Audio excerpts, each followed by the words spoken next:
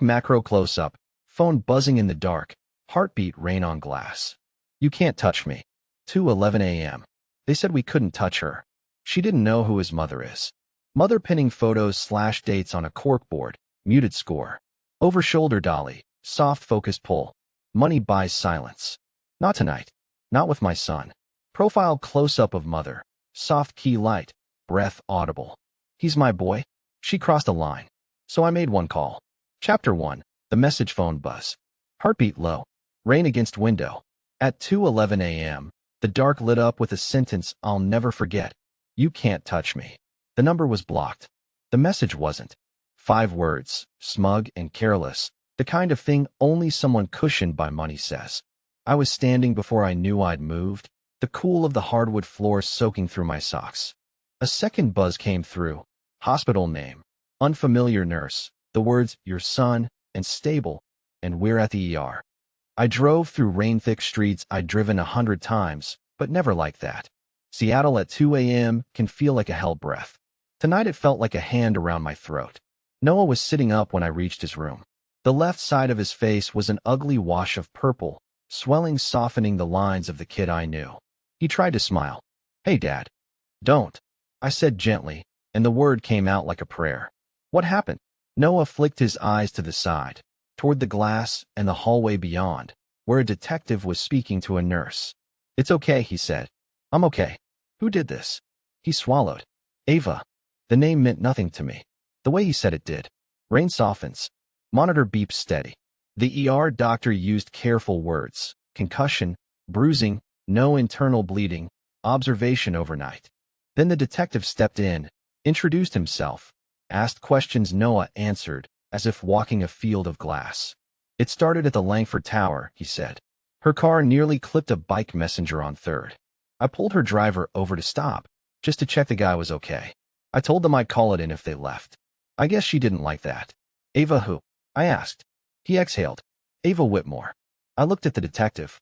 He had the kind of face that learns how not to react. We took a report, he said. We'll follow up. The text on my phone glowed again. You can't touch me. I didn't respond. I took a photo. Then I stepped out to call my wife. Chapter 2. The quiet storm. Maya arrived in a gray sweater, and the kind of calm that scares me more than shouting. She kissed Noah's hair without jostling him and listened while he spoke. When he got to the part about the garage behind the tower, the 2 security guys who blocked him when he tried to leave, the shoulder check that sent him into concrete, the second one who leaned in and said, run along. Kid, you've got your warning. I watched the calm condense into something colder. Names? She asked. I got a badge number, Noah said. And I hit record before they noticed. Voice memo. It's in my cloud. The detective shifted. Ms. Maya Mercer, she said. Formerly Assistant U.S. Attorney for the Western District. Now Private Compliance Counsel. She let the words hang. Not a threat, just a resume. I expect you'll log that recording as evidence and preserve a copy off-site. He nodded. Yes, ma'am. Maya turned to me after he left. Ava Whitmore, she said under her breath, tasting the syllables like she was confirming an address. Harlan Whitmore's daughter. Who's Harlan Whitmore? I asked. She shrugged, the kind that says you know the type without knowing the man. Real estate. Energy. Philanthropy. Magazine covers about visionaries. The family that sponsors half the galas in this city. Paper rustle. Soft piano note.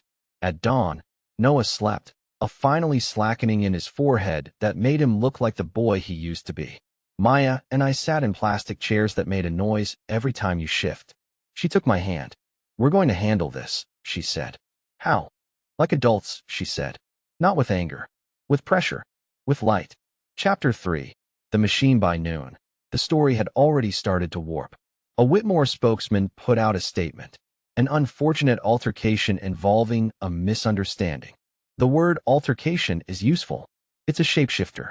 It suggests mutual heat even when heat flowed one way. The detective called. We're reviewing surveillance from the garage. Some cameras in that corner were out for maintenance. Of course they were.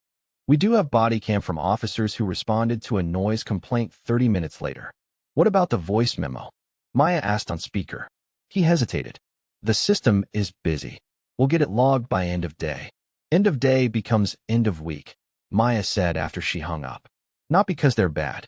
Because the Whitmores make things complicated for underfunded systems just by existing. What do? We don't wait, she said. We escalate properly. Keyboard tapping. Email whoosh. She drafted a preservation letter to Whitmore Holdings. Retain all records related to the incident, including security logs, guard schedules, camera maintenance orders. She filed public records requests with the city for the same. She called 3 people I didn't know and didn't need to. I said, "What's this going to cost us?" "Less than pretending this is okay." Chapter 4. The line you don't cross. That evening, we sat at the kitchen table under our tired pendant light, and Maya told me the part of her story that usually stays beneath glass. "When I was a prosecutor, I built cases like bridges," she said. "Piece by piece. Weight tested. And then one night a case I loved got traded for a bigger one. Same defendant, different charges. Important, yes. But a girl with a true story watched a door close because someone powerful offered a wider door. My job is to find the doors that don't close." She looked toward the hallway where Noah's backpack leaned against the wall like it was holding up the house.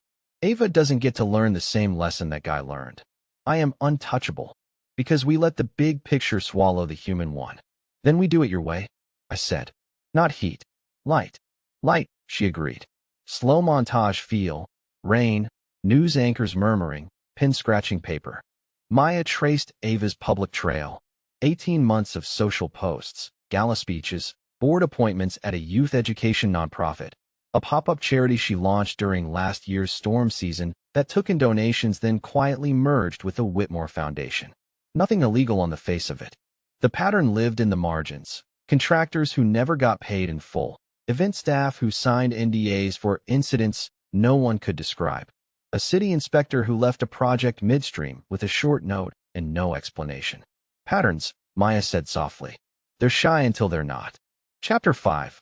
Whispers become words. Noah's voice memo pinged the cloud 2 days later, not because the system was fast, but because he'd backed it up the night it happened. The audio was ugly, but not explicit. Voices, not blows. Pressure, not gore. "Delete the clip from your phone," Maya told him. "Keep the cloud secure. We'll share with the right people at the right time." "Who are the right people?" he asked. "People who cannot be leaned on," she said. "And people who want to listen." A name kept popping up in the notes. Kira Ansel, a freelance journalist who had written about philanthropic optics and the way money hides ordinary harm. Maya reached out through a mutual, no smoking gun, just a conversation off the record. Kira listened. "I can't run with thin air," she said. "But if I see smoke from 3 directions, I can justify pointing a camera." "You'll see smoke," Maya said. Phone ring. Dice roll sound under. 3 directions came fast. A small contractor with invoices delayed indefinitely by a Whitmore project. A young event planner who'd been disinvited from a charity job after pushing back on an unsafe setup. And a security guard, off the record, who said the private team in that garage wasn't Whitmore's usual staff. Brought in by a separate vendor, he said. Short term. Less careful. "What vendor?" Maya asked. He told her. She smiled a smile that didn't reach her eyes. "They'll have records." Chapter 6. The plans aren't about revenge. Plans are about friction, where to apply it so the machine stops moving on people. Maya built a short list. Public records and vendor contracts. Who hired those specific guards, and under whose authority? Regulatory pressure. A quiet complaint to the State Charity Bureau about donation routing during last year's storm season. Asking for a look. Not an accusation, an invitation. Media optics. Schedule Kira to observe the Whitmore Youth Gala, Friday night at the Whitmore Conservatory, where Ava would be center stage for opening doors, the literal metaphor for everything she claimed to do. "This isn't about humiliating anyone," Maya said, pinning the invites and articles to a board in our living room. "It's about telling the truth in a place no one can unplug." "What if they try?" I asked. "Then they look like they're hiding something," she said. "Optics do half the lifting." Like click. Board pins. Noah watched her like he was watching a tide chart. "Mom," he said quietly. "I don't want to hide." Maya turned. "You don't have to. But we'll pick when you speak. Not when their PR machine wants you to." He nodded. I watched him stand a little taller. Chapter 7. Opening doors Friday came with clean skies and a wind that made the flags on the conservatory roof snap like camera shutters. The place was glass and gold, The kind of building that assumes mercy from the weather because it can pay for repairs. The city's people came, and their cameras came with them. Kira stood across the street with a long lens and a notebook. So did a dozen smaller outlets, the kind that don't get tables inside but always see what happens outside. At 7:05, Ava arrived in a dress that could pay a year's rent for 5 families. She smiled with all her teeth, turned her cheek to the camera with the ease of someone who'd practiced her face more than her faith. Tonight, she told the microphone, we opened doors. Party murmur, clink of glasses, string quartet under bed. Inside, movement had choreography. Step, smile, touch the elbow of an alderman, whisper to a donor, glide. But pressure moves faster than people. At 7:40, the State Charity Bureau posted a polite notice, a standard audit of recent donation routing for the storm season pop-up. Routine. Nothing to see here. The small contractor posted a thread with scanned invoices. Not angry, factual. The event planner posted a quiet note. NDAs make it hard to speak. I hope transparency wins. And Kira posted a single photo. The vendor permit for the supplemental security service hired for the garage behind Langford Tower last week. The caption said only, who authorizes supplemental force on private property? Looking into it. Subtle chord change. Tension. Maya squeezed my hand. Ready? She asked. For what? For truth, she said. At 7:51, we released Noah's statement. He'd recorded it that afternoon in our living room. Calm. Dignified. No heat. Just wait. My name is Noah Mercer. I'm a student, and I work part-time downtown. Last week, after a car nearly hit a cyclist, I tried to make sure no one was hurt. In a garage behind Langford Tower, 2 private security guards stopped me from leaving and told me to take the warning. One leaned against my chest. I recorded the interaction. I don't want money. I don't want attention. I want people with money to stop assuming they can put hands on ordinary people when they don't like being told no. He attached the audio to the post. People heard voices, not punches. They heard the phrase, she said you're done here, kid. They heard the part that made my hands go cold. Nobody touches her. Not in this city. Chapter 8. The turn inside the conservatory, phones lit, faces blue. Conversations thinned. A council member stepped into the corridor with the urgent gait of someone who just discovered his calendar had a hole in it big enough to swallow him whole. The Whitmore PR lead glided toward Ava with a fabric softener smile that said, we need to talk. Ava's face didn't change. That's the funny thing about learned entitlement. It puts a mask on you so deep you sometimes forget it's there. At 8:03, the Charity Bureau amplified its notice. To protect donor trust, we regularly review fast-formed entities. We invite Whitmore Foundation's cooperation. The word invite did more work than a subpoena that night. At 8:06, Kira published a short piece, When Philanthropy Hires Muscle. It wasn't about Ava. It was about a system where people rent presence and call it protection, about the way temporary vendors can be used to do things permanent staff won't. The piece linked to vendor contracts that showed who clicked approve. It wasn't Ava. It was an assistant director at the conservatory whose signature line included the phrase, per Ava's team. That phrase was the whole essay. Slow heartbeat and score. Raindrops return. Maya checked her watch like she was counting measures in a piece of music. Now, she said. We stepped into the south corridor where a glass wall opened to the garden. Ava was there already, the PR lead at her side, and a board member who could afford to look stern. Ms. Whitmore, Maya said, voice level. I'm Maya Mercer, Noah's mother. Ava calculated in a blink, took in the sweater, the wedding band, the plain shoes, and tried to exit the conversation before it began. Our team has already issued a statement, she said. It was an unfortunate altercation, Maya supplied. I've seen the word. It's a flexible one. Tonight isn't about that. Tonight is about doors. You like that metaphor? Let's open a few. Ava's smile didn't fully falter. It just slid 2 degrees to one side. If your son expects a payout. No, Maya said. He expects boundaries. What do you want? 3 things, Maya said, holding up her fingers like an accountant. 1. A public acknowledgement that private security does not have authority to intimidate citizens. 2. A commitment from your foundation to pay all outstanding small contractor invoices within 30 days. I have a list. She handed a paper to the PR lead. And 3. A public invitation to the State Charity Bureau to review your storm season pop-up. You said tonight is about opening doors. Open one that matters. Ava laughed. Light, practiced. You can't touch me, she said. She didn't even look at me. She looked at Maya like power was a mirror, and Maya had forgotten to bring one. Maya's eyes didn't blink. You don't know who I am, she said. She didn't raise her voice. She didn't need to. You're thinking angry mother. That's not wrong. Add former federal prosecutor who keeps her notes and woman with more patience than you have board votes. The PR lead inhaled.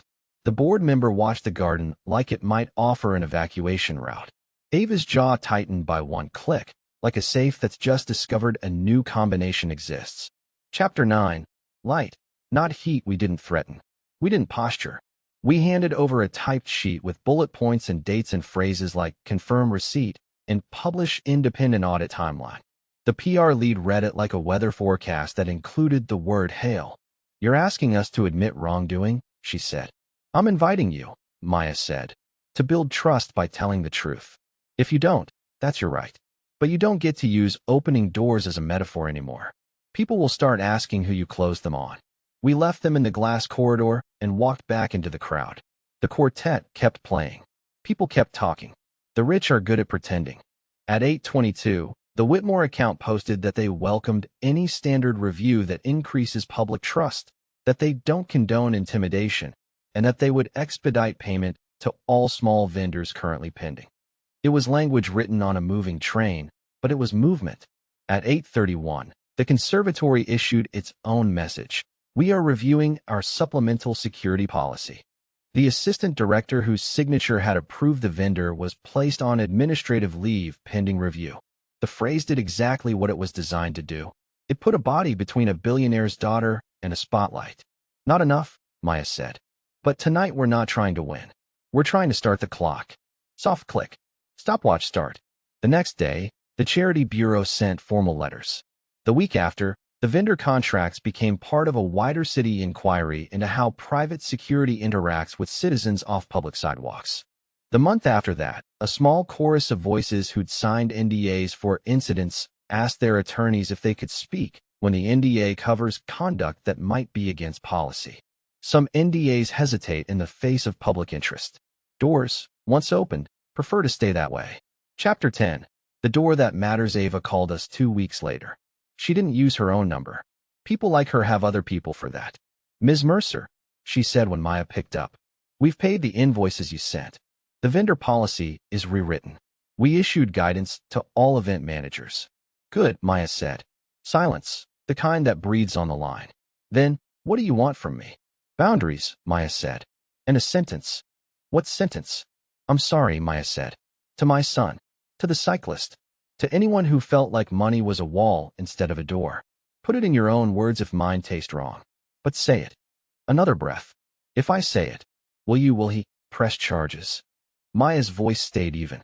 The city can do as it sees fit. We didn't call the press. We spoke. You can too.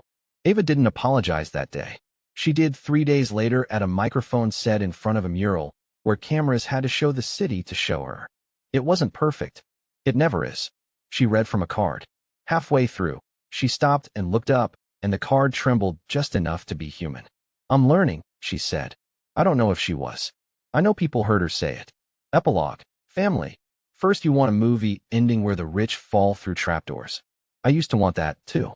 What I have instead is a kitchen where the light hits the table at 4 p.m. like it's been waiting to make that would glow. A son who goes to class and mentors a kid who reminds him of himself. A wife who still pins notes to the board like music and teaches people how to turn rules into bridges. Sometimes I drive past the conservatory and watch the doors open on a Tuesday afternoon for a school field trip. The kids push those glass slabs like they're lifting a curtain and laugh at the echo. Opening doors is good. It only matters if you let other people through first. Quiet room tone. A page turns. If this is what justice looks like here, less roar, more light, I can live with it. If you wanted heat and fury, I understand. Some nights I feel it, too. On those nights, I remember the line we drew. I remember the sentence Maya loved. Truth finds a way out. We helped it. The text that started it all, you can't touch me, still sits in a folder on my phone. I keep it for the day I forget that doors are choices we make, not metaphors we rent. We didn't touch her. We touched the system she stood behind. And it moved.